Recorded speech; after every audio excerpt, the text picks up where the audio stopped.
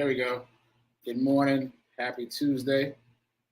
Today is, what is today? Today is the 25th day of January. This is the 17th episode. Wow. It's going so fast. This is the 17th episode of season 3 of the Be Your Own Hero show. Hero is an acronym. It means helping everyone reach optimism. In other words, helping others helps you. It's a reciprocal action. I'm your host. I am Sekouwrites. I'm a professional creative and the creator of what we're now calling the Hero Ministry Movement, which is my effort to uplift and inspire the unhoused community and people in general. By the way, I keep forgetting to announce this, but I have created an Instagram account finally for the Hero Ministry Movement.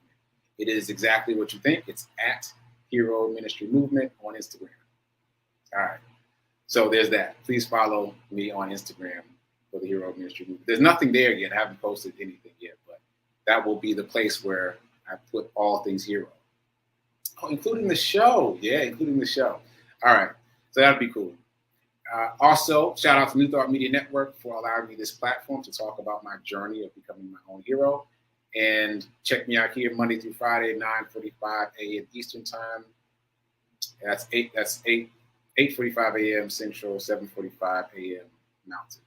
And if this show provides any value, please consider making a donation, liking, subscribing, etc. Okay, so let's jump right into the Hero Ministry Movement news. Shout out to the people in the chat so far. Shout out to Gladys and shout out to Tim. Appreciate you guys being here live.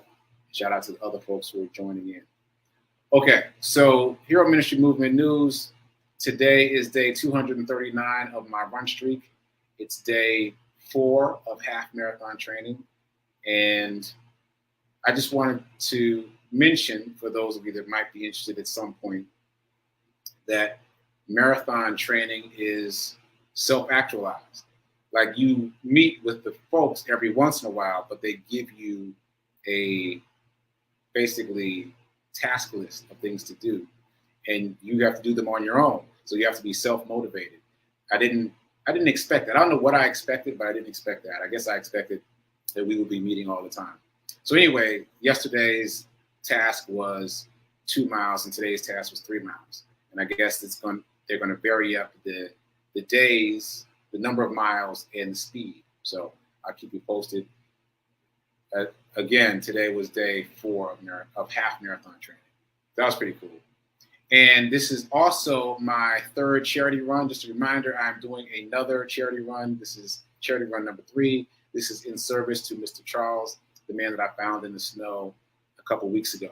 And so my goal is to dedicate the next 100 miles of my charity run to Mr. Charles. And in that time of running the next 100 miles, be able to raise $1,000 for him and to speed him on his recovery and welcome him back from the hospital. So please join me in that.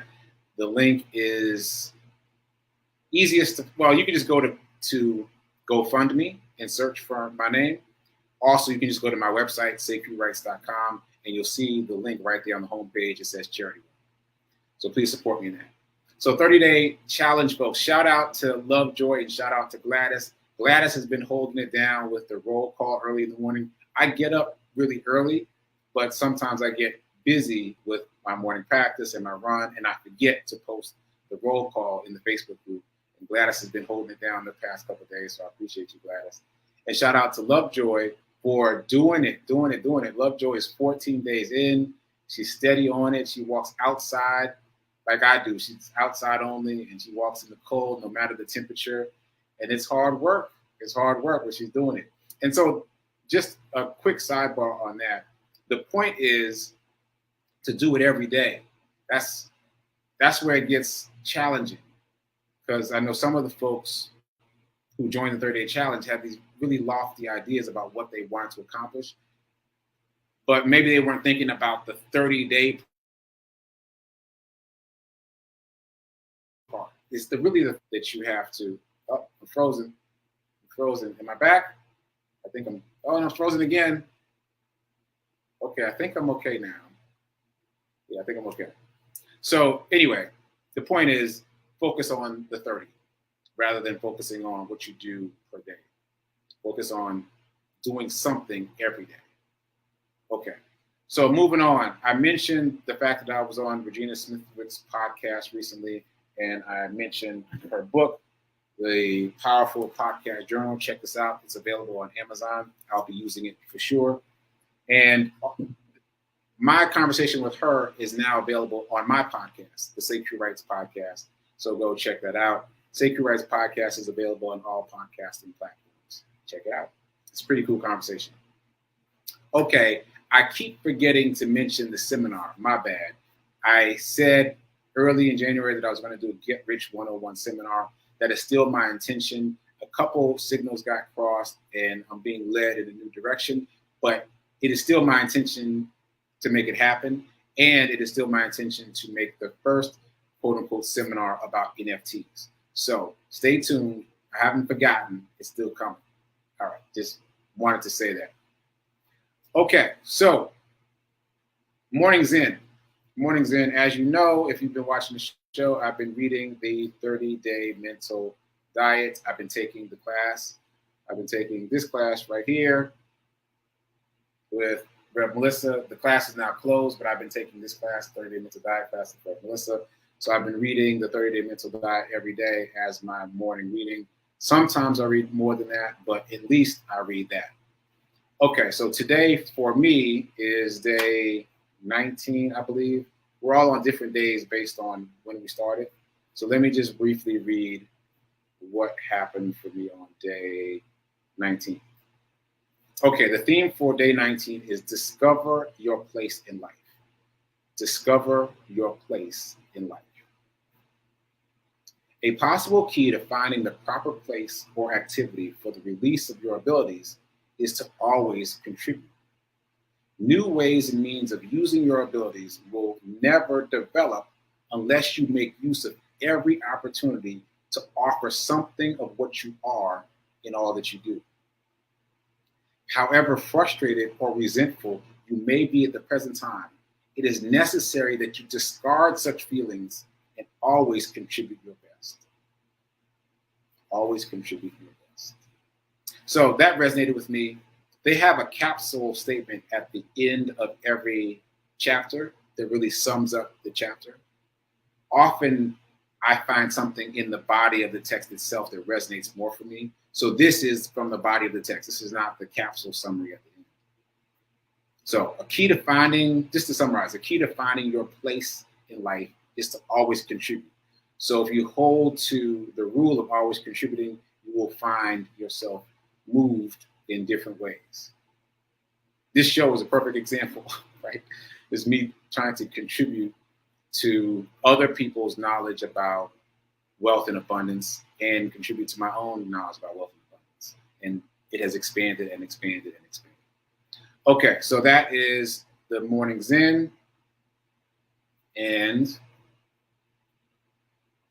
yeah, that's it. That's it for the morning news. I'm moving along well today. So let's do our affirmation. I'm before 10 o'clock, which is great.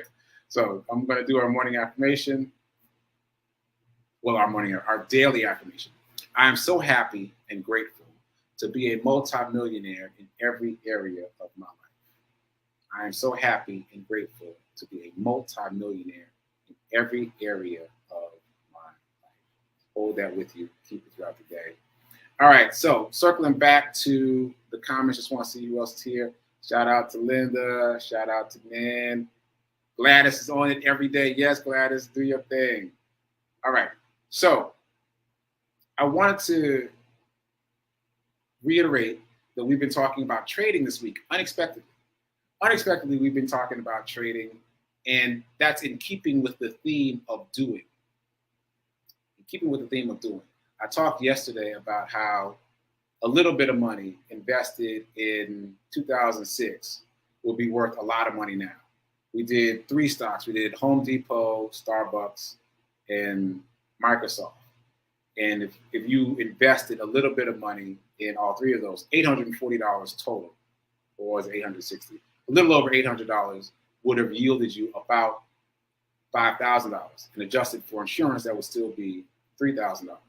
But if you had just left that $800 in your bank account, it would have lost $300 in value. So be only worth $500 now. It would still say $800 on your bank balance, but it will only be worth $500. So that's pretty sobering. But I also mentioned trading and how that if you bought a share of Wayfair early in 2020, early in 2020, and then sold it later in 2020, like 7 months later, you could have made 200% on your money. Actually, over 200%, 220%. So that to me was really groundbreaking and fascinating, because most of us, myself included, have learned to think of money as a save and hold, like you sock it away somewhere and let it grow. Usually, historically, in a savings account, we've already learned that that's not the place to put money in this space. Right? That is the average for a savings account is 0.06%. You don't want that. You want to put it in some place where it appreciates in value faster. So my thinking moving into this space of investment is, which stocks do I put the money in to let it grow the most? And like that's the first part of the example from yesterday. You put it in Microsoft and Starbucks and Home Depot and let it sit there for 15 years, and you've gained 600% or so, right? But you can make 200% in 7 months on one trade, on one stock. One trade on one stock, 200%. So that's really groundbreaking, because to me, the implication is you can make much more money faster by jumping in and out of the market, meaning trading, than you can by buying and holding. So I've listened to a number of different podcasts recently about this, and one of them suggests that you have two accounts. So you have the buy and hold account for the stock market, and that's what you do. You just buy, hold, set it, forget it, contribute to it, don't touch it. That's the discipline. Don't touch it. Don't pull it out even for emergencies. Find your emergency money elsewhere. Let that money keep working. Because if you pull it out, you got to start from scratch. So set it and forget it. That's account number one. Account number two is your trading account, for lack of a better phrase. I'm trying to think of something that sounds less intimidating. But basically, let's call it your short-term stock account. And that's the account that you can use to jump in and out of the market. Again, the way that I've been taught to think of trading is that it's frenetic and confusing and complicated. But my example from yesterday showed that it doesn't have to be any of those things. You could have bought one stock of Wayfair in January and then kind of watched the markets a little bit and sold it 7 months later, and you would have made 200%. Like, that's not frenetic at all. That's a very leisurely pace. So you don't have to jump in and out of the markets I'm frozen again. I'm frozen. Okay, I think I'm back. I don't know what's going on with the connection today. Anyway, I wanted to learn more about this, and I wanted to share that knowledge with you. So what I did is I found a video about the difference between trading and investing in the stock market. And we're just going to watch it together. I haven't done show and tell in a while. So we will find out together the difference between trading and investing in the stock market, and maybe why it's important to do both at the same time. Both and instead of either or. Okay, let's see. Here we go. When we think about people who invest in the stock market, two types generally come to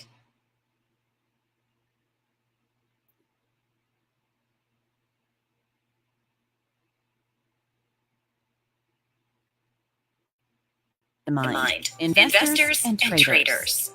The stereotypical image of a trader might be the frenetic floor trader yelling orders out across the trading pit, sleeves rolled up. Traders generally buy stocks with the intent to sell when the price reaches a particular point, usually within a short time frame in hopes of making a quick profit. On the other hand, an investor might be the white-haired guru who knows everything about the guts of a company and focuses on building a portfolio that grows over time. Investors generally buy stocks and hold them with the expectation that they will grow in value and for the purpose of generating income via dividends, which are regular payments of profit to shareholders. Typically, they don't intend to sell good stocks, even when times are bad. Now, these may... Okay, I don't know what's going on with the technical difficulties today. I don't know. Anyway, I only watched that video once. I understand from people in the comments that it's echoing.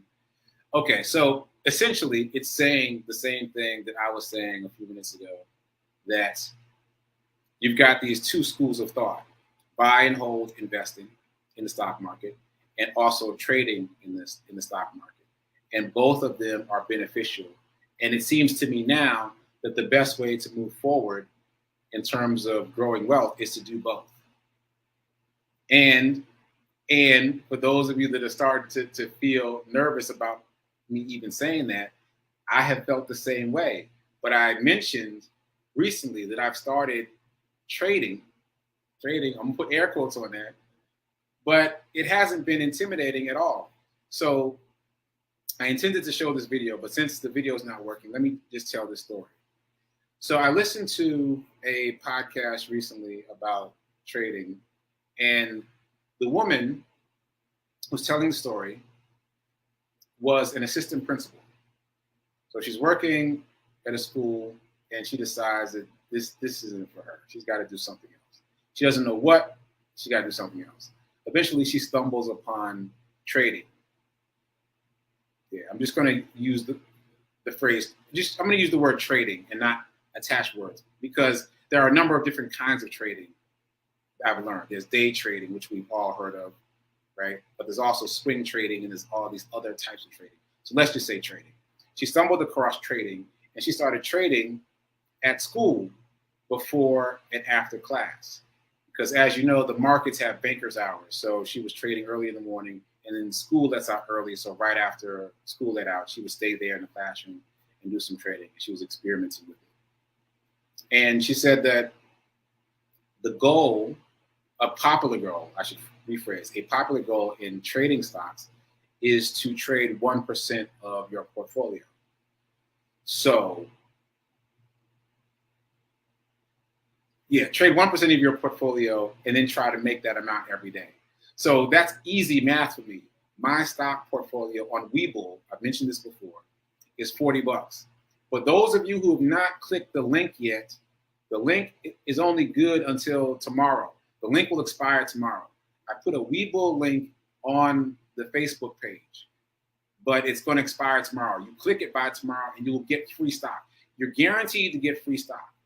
What they do is they have a randomizer. So when you click to get free stock, you might get a $1 stock, you might get a $5 stock, you might get a $10 stock, you might get a $1,000 stock, right? There's no telling which stocks you're going to get, but you won't get any stocks if you don't click it today. So I have done this myself. It worked. I got about $30 worth of stock. So back to the story at hand, I got $30 worth of stock in my new Webull portfolio.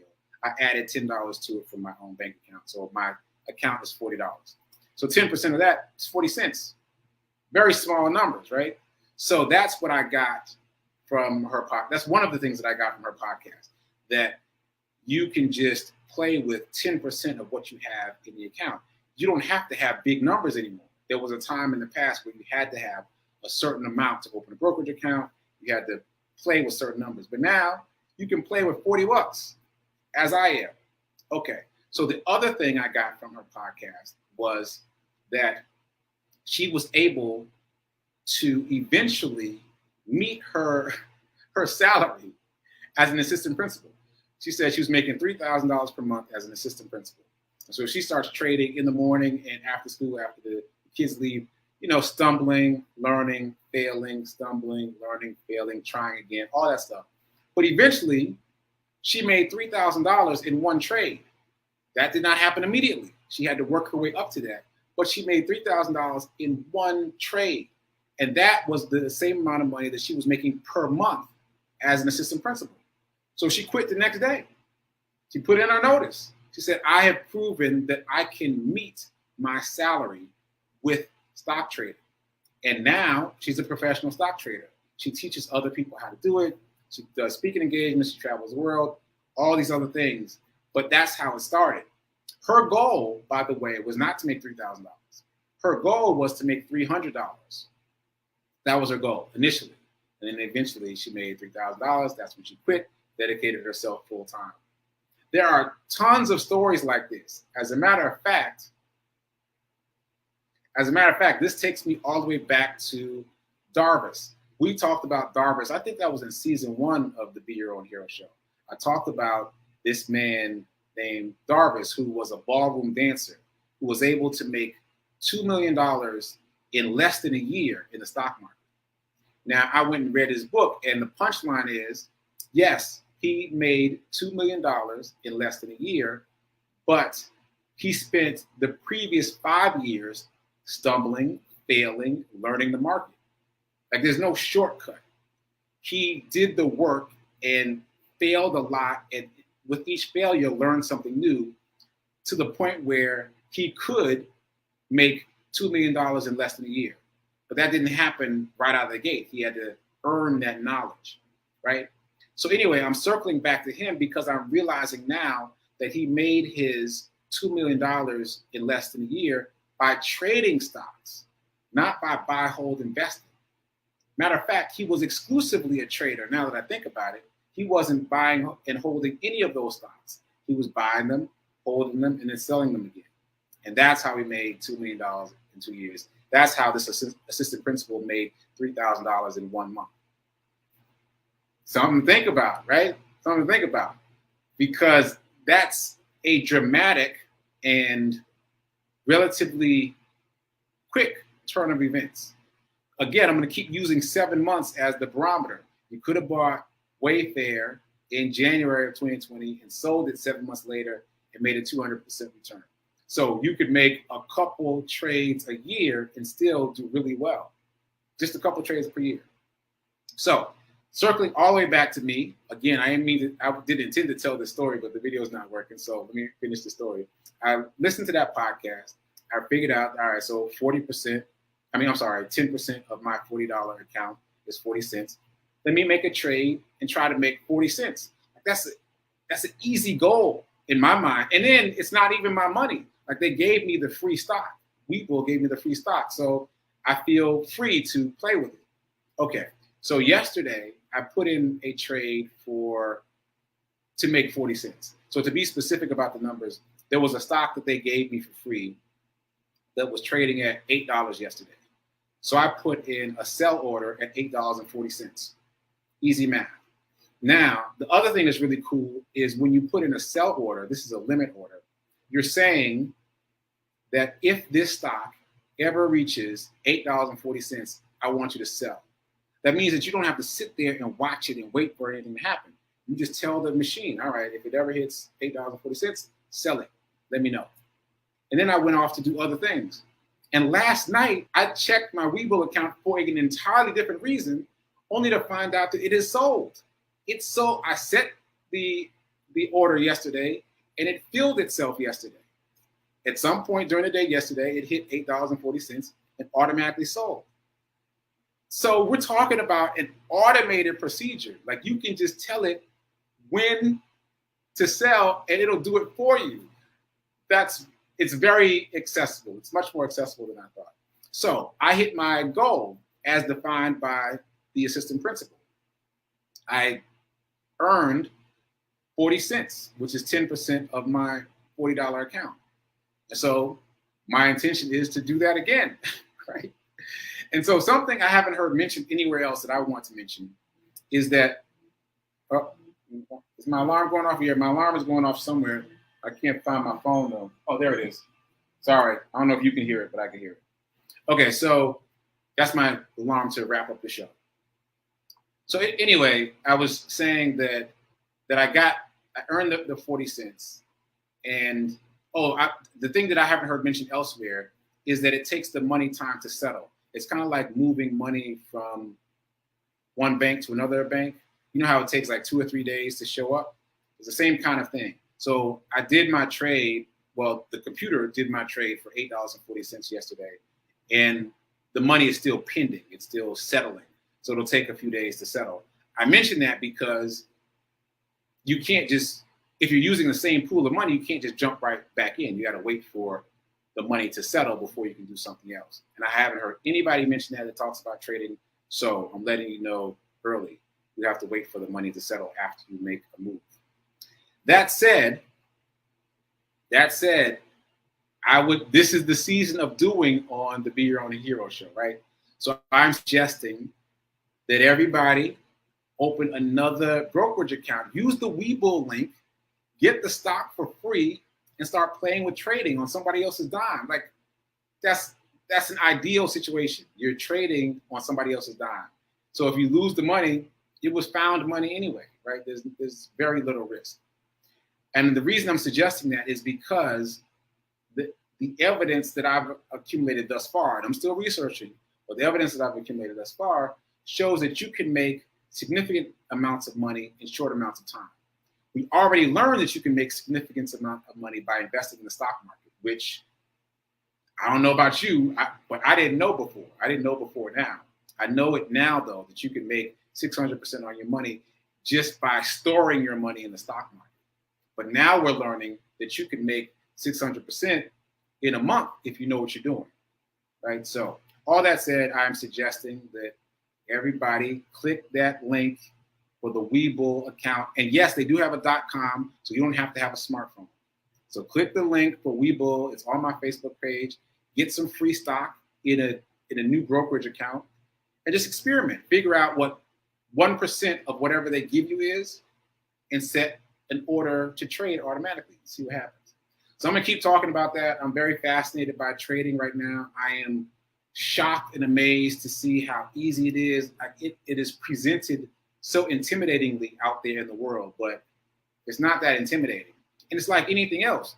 The more you study it, the more familiar it becomes. It's like anything else. So I remember I talked about smart people a long time ago on this show, and I discovered that there's a lot of smart people that watch the show. If you're a smart person, this is designed for you. It's a system. It's a system that can be learned. Start studying. That's it. Start studying. Let's see where it goes. All right, so my parting shot is I wanted to show you the notebook that I was talking about yesterday. Isn't this great? Look, it's a notebook shaped to look like a $100 bill. Very cool. This is my mom's notebook. She said I can use it. I'm going to use it for trading, to keep track of trading. Anyway, we got prayer time coming up at 10:15. After that, we got Sit with Rev Melissa at 10:30.